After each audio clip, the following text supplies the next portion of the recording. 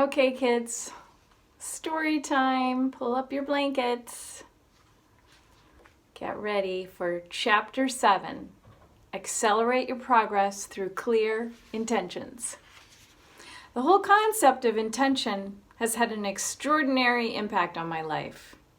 When I have taken the time to set down intentions and create a clear vision for my work and my life as an artist, it is surprising how many of these things have unfolded for me over time with seemingly little effort on my part.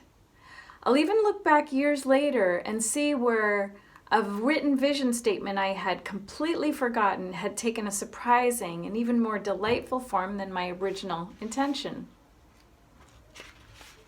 When I first started working with intention, I didn't even believe in my work enough to set goals.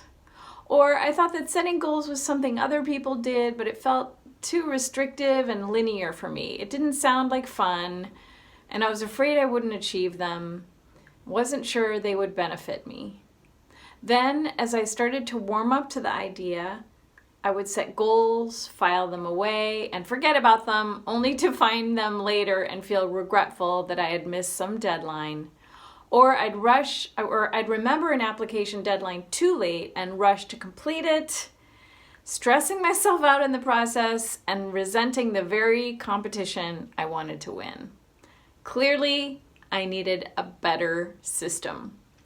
So through trial and error, I found some procedures and tactics that work better with my right brain visual style than many of the traditional left brain methods I had learned about. I am now so much more on top of the goals and deadlines that are important to me.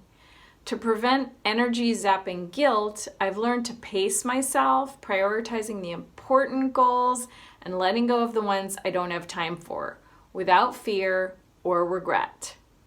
A fun and effective way to start is by creating a big, gorgeous vision for your life. Where would you like to be with your art in 1 year, 3 years, 5 years? Allow yourself to playfully expand with this vision. Unfettered by practicality or your own doubting mind, just remember when you were a kid and you allowed yourself to imagine doing whatever you wanted when you grew up. Most artists don't allow themselves to dream large. We stop ourselves because our ideas seem impractical or unachievable or even embarrassing to admit. What I teach in the mentorship program I used to do is the difference between the essence of an idea and the external form it will take, or eventual form it will take. The pure essence of any idea can manifest in numerous ways. It's important to learn to discern between the two. Forms are fluid and negotiable. The essence is the core that will remain the same. The essence is the part of the idea that will feed you on all the levels of your being. For instance, you may have been wanting very much to get into a particular juried show or gallery, but what is it that you really want? What's behind that? Do you want greater exposure, more access to collectors, sales, affirmation of the value of your work, recognition from your peers? Now think how many different ways these essences behind the form might come to you. I hope you see what I'm getting at. When you create your life vision as an artist, allow yourself to dream freely and really stretch yourself here. Don't worry exactly how you will achieve your vision. It's important to listen to those whisperings, those inner yearnings or longings, to know where exactly to point your ship. Give yourself some quiet, uninterrupted time. Write everything you can imagine down in vivid detail. You may want to express this vision visually. You can use color or collage, draw pictures, patterns, or symbols that bring your vision to life. Be sure to put the date on this so you can refer to it later. Next, you'll want to engage your practical side.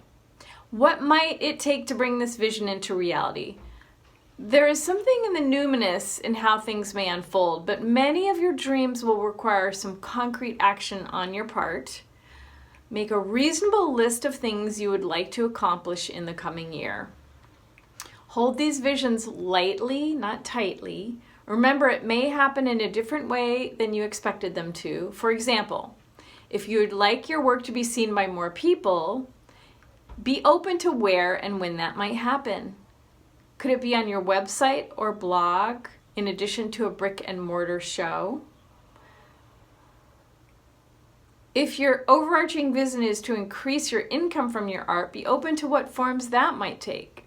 Several small sales, one large sales, leasing or renting your work, commissions, or mass production of one image or piece. Break big visions into small action steps. What is one small thing that can be done today to make this vision a reality? Do you need to do some internet research or pick up the phone and call someone? Write that down on your to-do list and commit to getting it done by a certain date.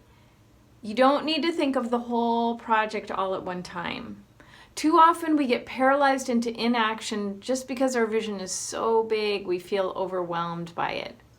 Just as every piece of art is an accumulation of actions and creative moments, the realization of your goals is simply small, manageable action steps taken one at a time.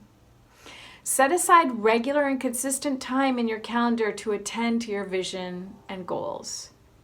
Find an accountability partner and check in with each other, at least once or twice a month, preferably weekly.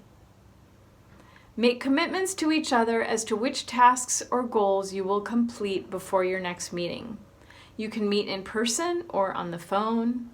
Agree that your time together will be focused on business matters and that you will set another time for socializing. At each meeting, follow up with your partner and share upcoming competitions, residencies, grant applications. If you have trouble making decisions about which opportunities to follow up on or which images of your work to send in, ask your accountability partner for advice. It is remarkable how much clarity I gain just from talking an issue over with someone. A decision that had been stymieing me for weeks is often resolved in a matter of minutes. So I want to say something about that because now I have an art group. I've always have some version of this going in my life, and right now we meet once a month, and it's really incredible. And so whether you want to find one person to work with or a group of people, right now we're doing it all virtually. So if you live in a remote area and you don't have a lot of artists, get on the internet and start making connections here in YouTube, maybe in the comments. If you're looking for an accountability partner, hey, maybe it can't hurt to just put that down below. You just never know where you're going to find someone like-minded who can help support you as you support them. And I think that's a really beautiful thing. So let me know that concept of essence versus form. Is there something in your life that you could share maybe where you thought you wanted one thing, and it doesn't have to be necessarily related to, professional art or your life as an artist, but it could even be, you thought you wanted to live in a certain place or date a certain person, and then something else happened and it turned out way better than you thought. But what was the essence underneath? If you look at the essence, did you get the things that you really were looking for that you didn't realize, that just your personality thought, oh, I need that specific form, and then somehow that was brought to you in another form and your desire was fulfilled regardless. So I'm loving your comments and the conversations we have. Please feel free to click the playlist below to if you haven't gotten the other chapters. And always remember, you can download a free copy of this book. The link is below. It's at it's at themindfulartist.com.